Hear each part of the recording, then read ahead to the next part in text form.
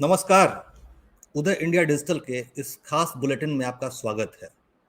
भूत प्रेत पिशाच ये एक ऐसे शब्द हैं जिसको सुनते ही सबके रोंगटे खड़े हो जाते हैं।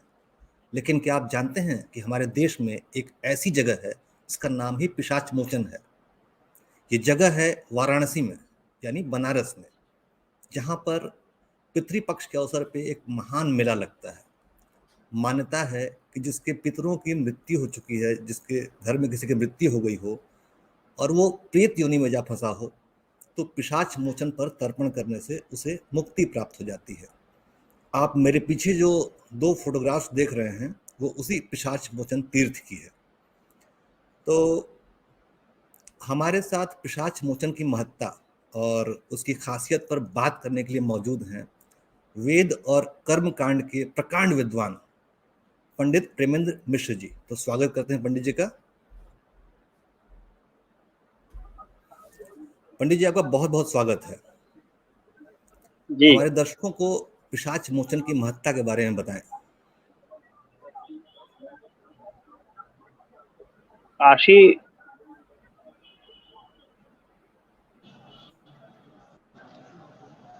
जी, हमारे काशी दर्शकों को। खंड जो है वो स्कंद जी। पुराण के अंतर्गत आता है। तो जी। स्कंद पुराण में काशी खंड में वर्णित यह पिशाच मोचन जो सामान्य रूप से हमारे सभी देशवासी जानते हैं, विश्व के लोग जानते हैं, बड़ा ही प्रसिद्ध तीर्थ है। इसका वर्णन पुराणों में और इसका नाम जो है वह विमलोदक तीर्थ दिया गया है। उदक मतलब जी। होता है जल, और हम्म, जल का मतलब विमल तीर्थ है ये। शुद्ध। और यहाँ पर जी। पिशाच मोचन में अर्थात किसी के भी पूर्वज, जिसे हम पितृगण कहते हैं, पिता, पितामह, प्रपितामह, और ये 3 पीढ़ी का श्राद्ध यहाँ पर होता है। उसी तरह मातृपक्ष में माता, पितामही और प्रपितामही। फिर हम जो है अपने माता के गोत्र पर जाते हैं। माता के पिता यानी मातामह, प्रमातामह और वृद्ध प्रमातामह। उसी तरह से मातामही माने सब सपत्निक सबका हम श्राद्ध करते हैं। मातामही, प्रमातामही और वृद्ध प्रमातामही। वस्तुतः जी। पितृ मतलब समझते हैं केवल पिताजी का श्राद्ध है, प्रपितामह यानी दादाजी का श्राद्ध है, और प्रपितामह यानी मतलब जिसको हम लोग सामान्य रूप से परदादा का श्राद्ध। ऐसा नहीं, पितृपक्ष तथा मातृपक्ष ये मुख्य रूप से किया जाता है, और 3-3 पीढ़ी का किया जाता है। 3 पीढ़ी मतलब कि पुरुष वर्ग में, और 3 पीढ़ी स्त्री वर्ग में। जैसे जी। हमने कहा कि मातामही, प्रमातामही, वृद्ध प्रमातामही, जी, ये जिसको तो हम श्राद्ध कहते की हैं बात हो कि गई पंडित जी। नाना, परनाना, वृद्ध हमारे परनाना, दर्शकों को ये नानी, बताएं परनानी कि और वृद्ध पिशाच परनानी। मोचन कुंड के इसके पीछे की अतिरिक्त कहानी कथा हमारी क्या है? संस्कृति जो है कहती है कि हम सब एक हैं, तो हम जी। किसी का भी श्राद्ध कर सकते हैं। मान लीजिए संयोग से किसी के पुत्र न हो, कोई करने वाला न हो, और आपके मन में श्रद्धा यदि है, वो आपके परिचित हों या न परिचित हों, आप उनका श्राद्ध कर सकते हैं। उसके लिए फिर बनाया कि सबसे किससे जुड़ा होता है व्यक्ति का, कहा गुरु, ससुर, फिर उसके बाद पिता। मुख्य रूप से तो हमने बताया ही, पिता के भाई हों या पिता के भाई के पुत्र हों। इसी तरह से फिर पिता के बहन का भी कर सकते हैं। उसी तरह जी। से भाई का हो, फिर उसी तरह से माता के बहन जो है मौसी का हो। इस प्रकार से इन लोगों को एक एक बार करते हैं, लेकिन मुख्य रूप से पंडित पितृकुल जी प्रेमेंद्र यानी मिश्र जी, पिता, मैं आपको प्रपितामह, रोकना चाहूंगा। पितामह हेलो और मातृकुल, पंडित जी। मातामह, प्रमातामह, वृद्ध प्रमातामह, ये तीनों सपत्निक होता है। इसके अलावा कहा कि ये बांधवा बांधवाश्च यन्य जन्मनि बांधवा, हमारे कोई भी बंधु बांधव, इष्ट मित्र जो परिचित हों, जो जिनकी सदगति न हो, तो यहाँ पर एक पिशाच मोचन में श्राद्ध की कई विधियां हैं। हमारे शास्त्र सागर हैं, तो शास्त्र की कई विधियां हैं और कई श्राद्धों का वर्णन है, परंतु पिशाच मोचन पर यह इस विमल तीर्थ में त्रिपिंडी श्राद्ध मुख्य रूप से किया जाता है। जी, काशी त्रिपिंडी शब्द का श्राद्ध। अर्थ ही है काश्यते, प्रकाश्यते, अनया इति काशी। तो जी। त्रिपिंडी मतलब 3 पिंड दिए जाते हैं, सात्विक, राजस और तामस। तमस। और इन जी। तीनों पिंडों में हम सत्य, जिनका रज आवाहन और करते तम हैं 3 पितृगण पिंड का, प्रदान किए जाते इसको हैं। प्रेत वर्णन, जी। शास्त्र में कहा सात्विक प्रेता, राजस प्रेता, तामस प्रेता। तो ब्रह्मा विष्णु महेश का पूजन होता है और इनकी विधि होती है। विधि यह होती है कि सर्वप्रथम हम अभी सब लोग जब कराते हैं तो पूर्वजों का तर्पण कराते हैं। जैसे हमने कहा कि गोत्र और नाम से, जिस गोत्र का हो, किसी का भारद्वाज गोत्र हो सकता है, गौतम गोत्र है, प्रारंभ में बुलवाते हैं गौतम गोत्र, फिर बोलिए अस्मत् पिता, अपने पिता का बोलिए, फिर उसके बाद बोलते हैं अस्मत् पितामह, मतलब कि अपने पिता के पिता, फिर उसके बाद बोलते हैं प्रपितामह, मतलब पितामह के पिता। इस प्रकार इन तर्पण कराते हैं और तर्पण कराने के बाद अब शास्त्र के श्राद्ध की विधियां बताने में बहुत समय लग सकता है, इसलिए तर्पण से प्रारंभ करते हैं, फिर 3 पिंड दिए जाते हैं, 3 पिंड का पूजन होता है और अंत में फिर विष्णु तर्पण होता है।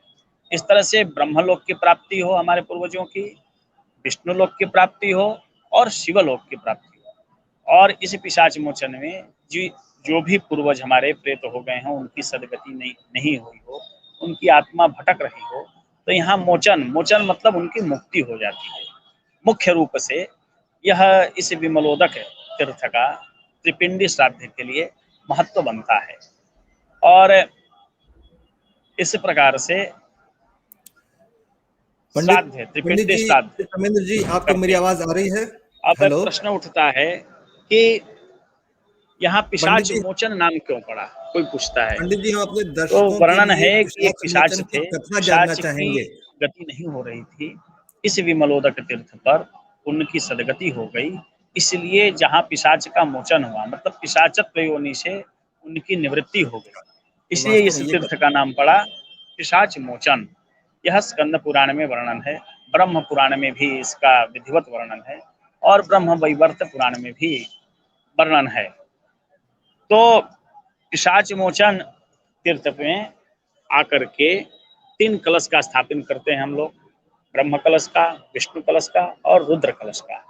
इस तरह से शुक्ल यजुर्वेद के माध्यमिक शाखा में, विशेष रूप से जैसे मैं शुक्ल यजुर्वेद के माध्यमिक शाखा का अध्ययन किया हूँ, तो हम लोग यहाँ पर सूक्त पाठ करते हैं और सूक्त पाठ के लिए 3 जो है वैदुष्य पूर्ण ब्राह्मणों का वर्ण करते हैं, मतलब उनका पूजन करते हैं। और एक व्यक्ति ब्रह्म सूक्त का पाठ करेंगे, दूसरे जो है विष्णु सूक्त का पाठ करेंगे और तीसरे जो है शिव सूक्त मतलब रुद्र सूक्त का पाठ करते हैं। 3 पाठ के जी। द्वारा ब्रह्मलोक की प्राप्ति, विष्णु लोक की प्राप्ति और शिवलोक की प्राप्ति होती है।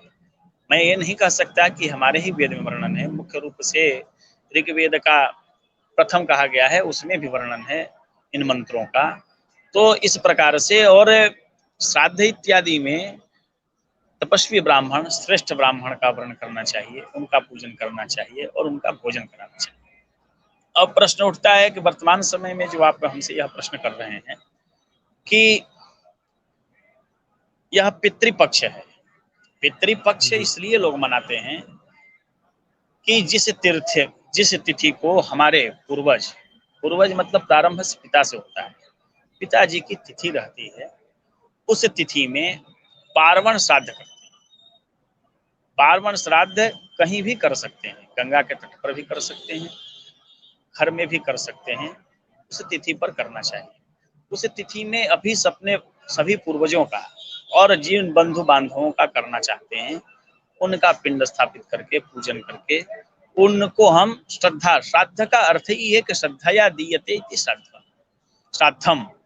तो श्रद्धा पूर्वक हम पूजन पूर्वजों का करेंगे, वह प्रसन्न होते हैं और यह पितृपक्ष में उस तिथि पर विराजमान होकर के अपने पुत्र पौत्र आदि को आशीर्वाद देते हैं और उस आशीर्वाद से समस्त प्रकार के कष्ट दूर हो जाते हैं।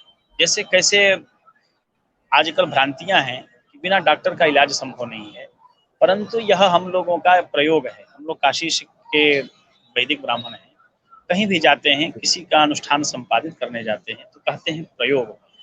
प्रयोग किस लिए किए जाते हैं?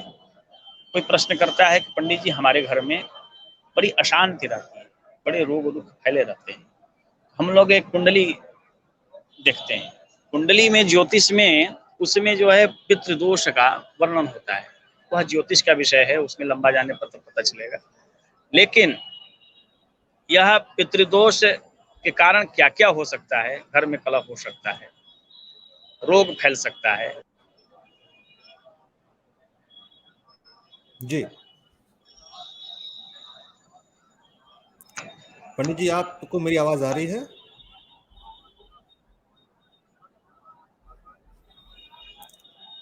तो पंडित जी से हमारा संपर्क फिलहाल टूट गया है, लेकिन वो बहुत अहम जानकारियां दी उन्होंने। उन्होंने बताया कि जो पितृदोष होता है उसके निवारण के लिए पिशाच मोचन तीर्थ पर त्रिपिंडी श्राद्ध किया जाता है, जिसमें ब्रह्मा विष्णु महेश तीनों की आराधना की जाती है।